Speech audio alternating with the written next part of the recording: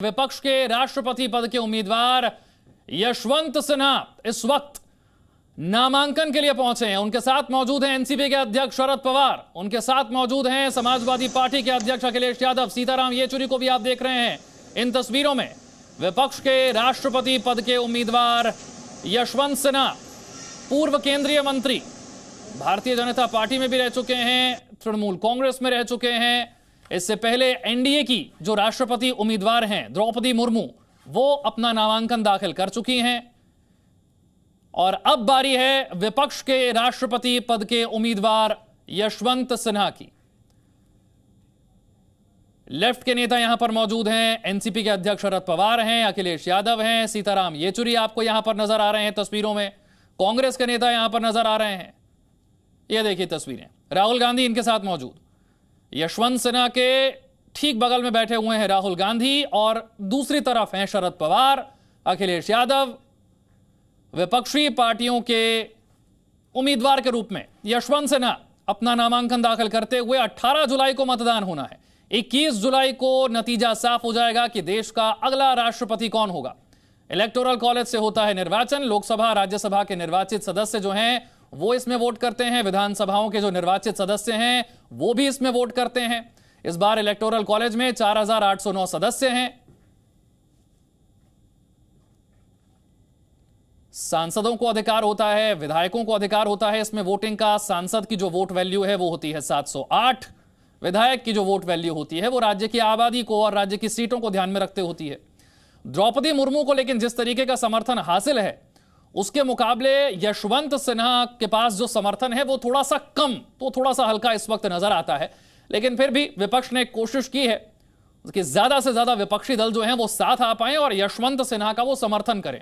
जिस तरीके से द्रौपदी मुर्मू के नॉमिनेशन के वक्त एनडीए की तरफ से अपनी ताकत दिखाई गई थी, अपना शक्ति प्रदर्शन किया गया था, उसी तरीके से यशवंत सिन्हा जब नामांकन के लिए पहुंचे तो विपक्ष की कोशिश थी कि तमाम बड़े नेता विपक्षी दलों के मौजूद हों और वो कोशिश कुछ हद तक सफल होती हुई नजर भी आ रही है।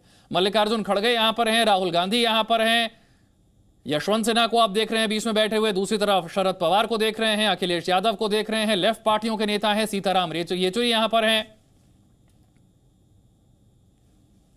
एनसीपी के प्रफुल्ल पटेल भी आपको यहां पर नजर आ रहे हैं, कांग्रेस के नेता तो हैं ही यहां पर। कोशिश यह की गई है कि तेलंगाना राष्ट्र समिति से जो है वो समर्थन लेकर उनके नेता यहां पर पहुंचे। तमिलनाडु में मुख्यमंत्री एमके स्टालिन से बात करके उनसे समर्थन हासिल किया गया है। तो यह तस्वीर विपक्ष के राष्ट्रपति पद के उम्मीदवार यशवंत सिन्हा के नॉमिनेशन की। एक तरफ एनडीए प्रत्याशी द्रौपदी मुर्मू, दूसरी तरफ विपक्ष के प्रत्याशी यशवंत सिन्हा। हालांकि वोटों के गणित के लिहाज से देखें तो द्रौपदी मुर्मू का पलड़ा काफी भारी है। भारतीय जनता पार्टी के पास, एनडीए के पास जो कुल वोट हैं उनका करीब करीब 49% इस वक्त एनडीए के पास है। इसके अलावा नवीन पटनायक की पार्टी यानी कि बीजू जनता दल और मायावती की पार्टी यानी कि बीएसपी, ये द्रौपदी मुर्मू का समर्थन करने की घोषणा पहले ही कर चुके हैं। यानी कि जो वोट चाहिए राष्ट्रपति पद पर उम्मीदवार को जिताने के लिए वो वोट करीब करीब इस घोषणा के बाद एनडीए के पास आ गए हैं, ऐसा माना जा सकता है। लेकिन विपक्ष ने कोशिश की है कि वॉक ओवर नहीं देना है, एक लड़ाई जरूर लड़नी है और इसके लिए यशवंत सिन्हा का नाम आगे किया गया। रवि त्रिपाठी हमारे साथ जुड़ गए हैं और जानकारी के साथ। रवि, जिस तरीके से द्रौपदी मुर्मू के नामांकन के वक्त एक शक्ति प्रदर्शन, अपनी ताकत दिखाई गई थी एनडीए की तरफ से, वही कोशिश विपक्ष की भी थी कि कम से कम जब यशवंत सिन्हा पहुंचे तो ताकत पूरी रहे। जितनी विपक्षी पार्टियां हैं सभी के बड़े नेता मौजूद रहे। हम देख रहे हैं शरद पवार भी हैं, अखिलेश यादव भी हैं, राहुल गांधी भी यहां पर हैं, लेफ्ट पार्टियों के भी नेता हैं यहां पर। बिल्कुल बिल्कुल, देखिए ये विपक्ष की स्ट्रेटजी है कि जो कैंडिडेट है उसके साथ पूरी तरह से मजबूती से खड़े दिखना है। इसलिए सभी पार्टी के बड़े नेता, शरद पवार खुद देखिए, आप जान रहे हैं महाराष्ट्र की क्राइसिस के बावजूद शरद पवार यहाँ मौजूद है, राहुल गांधी यहाँ मौजूद है, टीआरएस के जो अध्यक्ष हैं और मुख्यमंत्री हैं तेलंगाना के वो यहाँ मौजूद है, अखिलेश यादव यहाँ मौजूद है, तमाम जो बड़ी पार्टियां हैं उनके सबके नेता मौजूद है। तो अच्छी चीज है विपक्ष के लिए कि आम आदमी पार्टी, जो दावा किया जा रहा है कि आम आदमी पार्टी के नेता भी रहेंगे इसमें और साथ साथ टीआरएस का भी समर्थन है जो पहले नहीं था। एक कमी इनके साथ हो रही है कि जो जेएमएम है, जेएमएम में जहाँ सरकार है, गठबंधन की सरकार है झारखंड में, तो जेएमएम कहीं ना कहीं संथाल वोट और उसको ध्यान में रखते हुए, उसके मूड को ध्यान में रखते हुए, तो जेएमएम की तरफ से समर्थन नहीं मिल पा रहा और शायद विपक्ष के नेता इस बात को मान भी रहे हैं कि उसकी मजबूरी है, इसलिए उसको कोई दबाव नहीं है। तो ये मान के चलिए कि एक दो लोग आए हैं, एक आध आदमी जो गठबंधन के थे छूट गए हैं, लेकिन कुल मिला जुलाकर जबरदस्त शक्ति प्रदर्शन है। तमाम बड़े नेता यहाँ मौजूद हैं और मौजूद रहकर यशवंत सिन्हा को अपना समर्थन दे रहे हैं। यहाँ अभी पहले नॉमिनेशन कर रहे हैं यशवंत सिन्हा, इसके बाद गांधी मूर्ति जो पार्लियामेंट में है वहां जाएंगे, वहां माल्यार्पण करेंगे, अंबेडकर की मूर्ति वहां माल्यार्पण करेंगे, उसके बाद विजय चौक जाकर पूरे विपक्ष के नेता एक साथ एक मैसेज देंगे, पैदल चलते हुए जाएंगे। ठीक है रवि, मैं आपके पास आऊंगा, जरा तस्वीरें एक बार फिर से दर्शकों को समझा देते हैं। ये नॉमिनेशन पेपर आप देख रहे हैं, नॉमिनेशन फाइल किया है यशवंत सिन्हा ने। विपक्ष के राष्ट्रपति पद के उम्मीदवार, अटल सरकार में मंत्री रहे हैं, विदेश मंत्रालय संभाल चुके हैं, वित्त मंत्रालय संभाल चुके हैं, एक कद्दावर और दिग्गज नेता भारतीय जनता पार्टी के रहे हैं, इसके बाद टीएमसी भी ज्वाइन की। और विपक्ष के सामने जब यह संकट था कि कौन उनकी तरफ से राष्ट्रपति पद का उम्मीदवार बनेगा, तब यशवंत सिन्हा के नाम पर सहमति बनी। और उससे बड़ी बात, यशवंत सिन्हा ने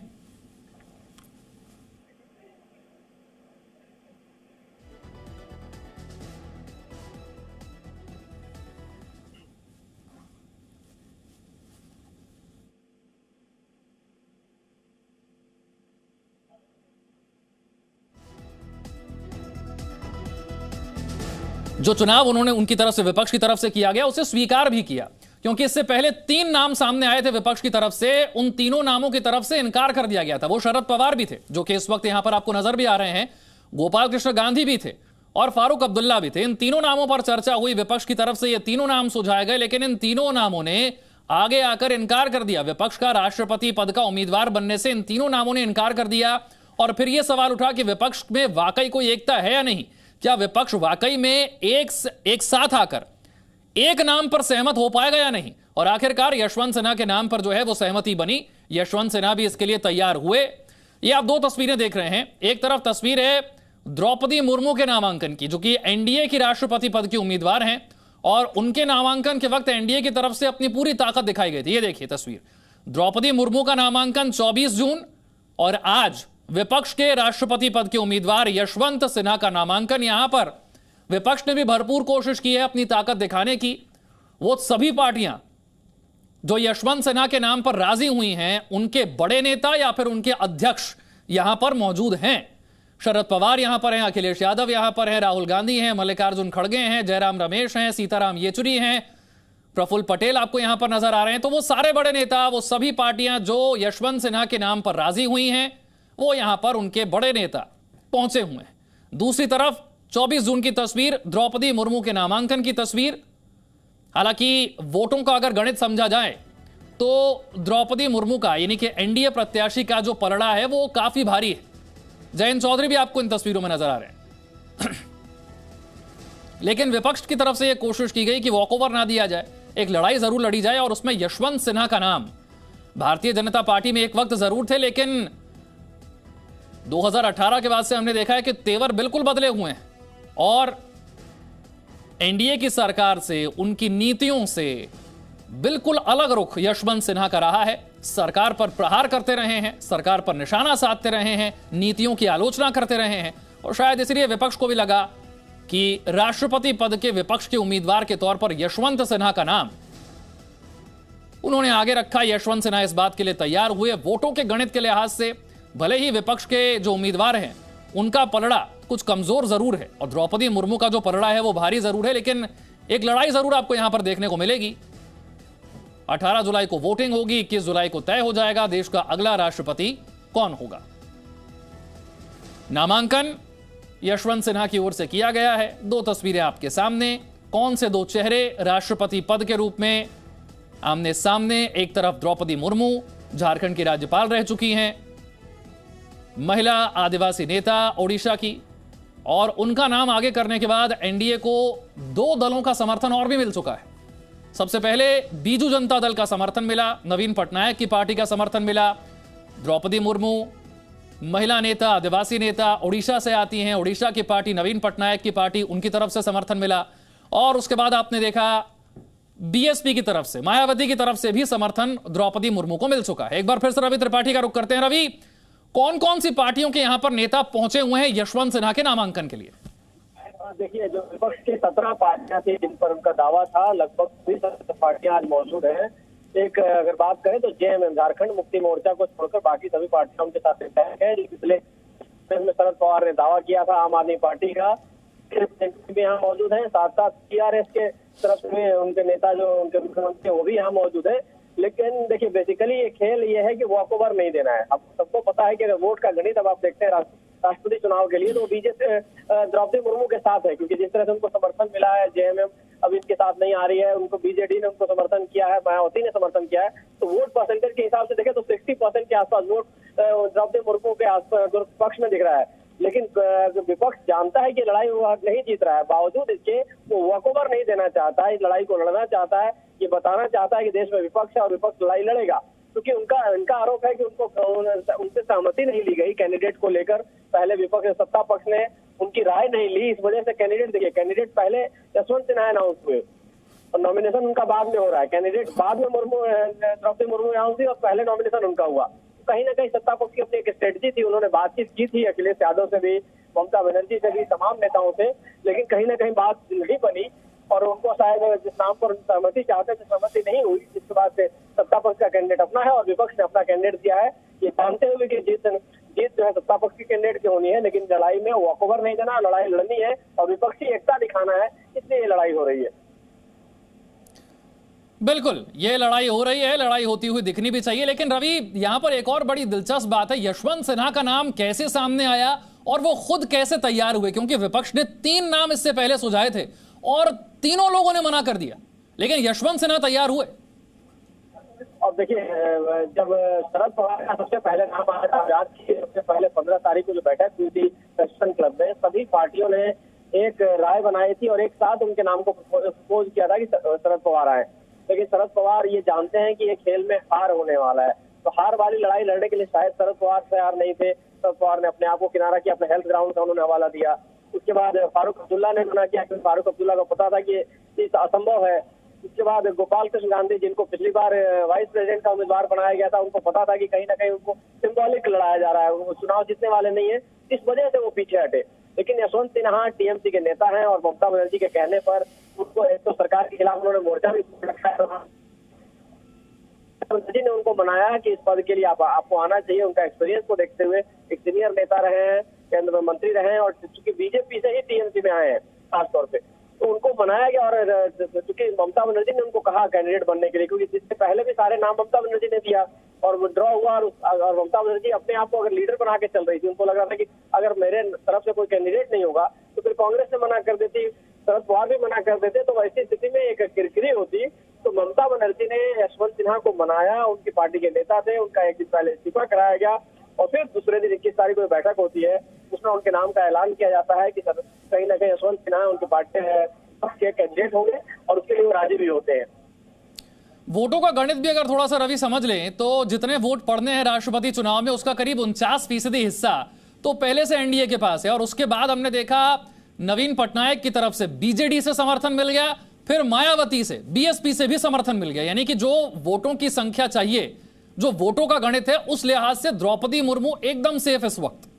बिल्कुल बिल्कुल, देखिए अगर वोटों की संख्या की बात करेंगे तो आपने कहा कि 49% एनडीए के साथ पहले ही है और उसमें आपको देखिए एड ऑन हो जाता है। जैसे बीजेडी ने उनको समर्थन का ऐलान कर दिया है, साथ साथ वाईएसआर जो एनडीए का हिस्सा नहीं है, वाईएसआर ने भी कहीं ना कहीं द्रौपदी मुर्मू का समर्थन किया है, बीएसपी ने उनका समर्थन किया है। तो कुल मिलाजुलाकर ये 60% के आसपास पोल हो गया। 100% में से 50% वोट चाहिए, 100 में से 50% वोट चाहिए राष्ट्रपति पद के उम्मीदवार को जीत के लिए। और ऐसा लग रहा है कि 60% मतलब फर्स्ट क्लास जो मार्क्स होता है उसके साथ एनडीए का कैंडिडेट जो है जीतने वाला है। लेकिन सरकार विपक्ष के साथ दिक्कत है कि विपक्ष के जो अपने नेता हैं वो भी इस मामले में कहीं नहीं टूट रहे हैं। जेएमएम के साथ मजबूरी है कि जेएमएम जो आदिवासी कैंडिडेट है और झारखंड में पूरे आदिवासी आबादी है, वैसे स्थिति में वो इनके साथ आ नहीं सकते हैं। तो जेएमएम जहाँ गठबंधन की सरकार है वो भी इनसे चिटक गए। तो आम आदमी पार्टी का जहाँ तक सवाल है उसकी आप दिक्कत जान रहे हैं और हालांकि उन्होंने समर्थन का ऐलान किया है, टीआरएस ने इनके साथ समर्थन का ऐलान किया है। लेकिन शिवसेना की आप देखिए तो शिवसेना में अभी अपने आप में फूट बची हुई है। तो शिवसेना में जिस तरह से व्हिप की बात होती है ना, व्हिप लागू भी नहीं होता है, लेकिन शिवसेना के आधा धड़ा राष्ट्रपति चुनाव में किसके लिए वोट करेगा, ये देखते हुए मान के चलिए कि 60% प्लस में द्रौपदी मुर्मू जाएंगी और जो विपक्ष का कैंडिडेट होगा वो 35 से 40% के आसपास वोट ले पाएगा। लेकिन मैंने बार बार कहा कि सिंबॉलिक लड़ाई है। विपक्ष ये चाहता है ये मैसेज ना जाए कि हमने उनको वॉक ओवर दे दिया और सरकार के आगे हमने सरेंडर कर दिया, नतमस्तक कर दिया। इस वजह से, और ये लड़ाई ममता बनर्जी भी लड़ना चाहती है, कांग्रेस भी लड़ना चाहती है, राहुल गांधी भी इसको छोड़ना नहीं चाहते। इस वजह से कहीं ना कहीं राहुल गांधी और कांग्रेस ने माना, पहली बार देखिए विपक्ष में होते हुए, जब वैसे भी कांग्रेस का पहली बार होगा कि कांग्रेस ने अपनी तरफ से कोई कैंडिडेट नहीं दिया है। कांग्रेस का कैंडिडेट नहीं होगा, विपक्ष का कैंडिडेट है और भी टीएमसी का कैंडिडेट है। एक्चुअली यशवंत सिन्हा की बात करें तो टीएमसी के नेता थे, टीएमसी से आए हैं और कांग्रेस ने इस बार अपने आप को पीछे किया कि नहीं, विपक्ष के किसी नेता को हम आगे बढ़ा सकते हैं। तो एक मैसेज भी है कि विपक्षी एकता के लिए कांग्रेस समझौता करने को तैयार है। इस लिहाज से इस लड़ाई को अभी आपने जो बात कही वो बड़ी दिलचस्प है, क्योंकि एक वक्त तो ऐसा लग रहा था जब तीनों नामों ने मना कर दिया था कि शायद विपक्ष एक साथ मिलकर किसी एक कैंडिडेट पर राजी ही नहीं हो पाएगा, और उससे बड़ी बात शायद कोई कैंडिडेट खुद ही हामी नहीं भरेगा।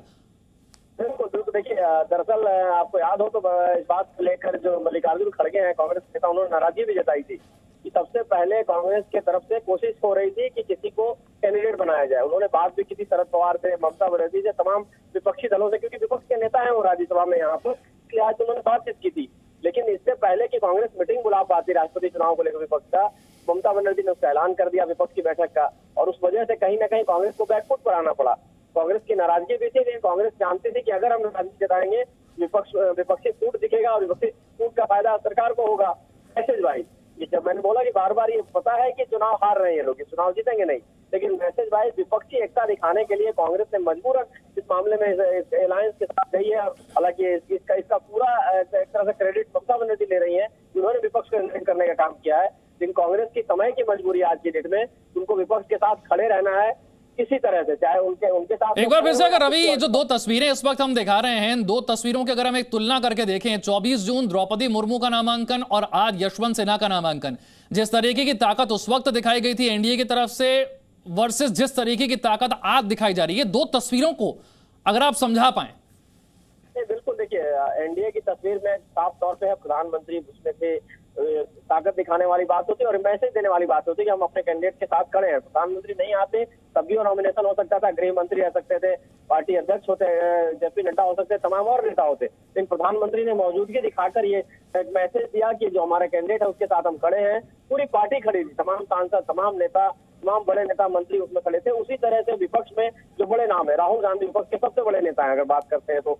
ममता बनर्जी खुद यहाँ मौजूद नहीं है, लेकिन उनके भतीजे अभिषेक बनर्जी को यहाँ भेजा गया है। शरद पवार एक बड़े नेता जो मुख्यमंत्री खुद यहाँ मौजूद है। अशोक गहलोत जो कांग्रेस के मुख्यमंत्री वो यहाँ मौजूद है इस नॉमिनेशन में। मल्लिकार्जुन खड़गे जो विपक्ष के नेता है, तो विपक्ष की तरफ से भी उसी ताकत से इस लड़ाई को लड़ी जा रही है कि मैसेज वाइज कि हमने भी कोई कसर नहीं छोड़ी है। अगर कैंडिडेट बनाया है तो हम कैंडिडेट के साथ पूरी ताकत के साथ खड़े हैं।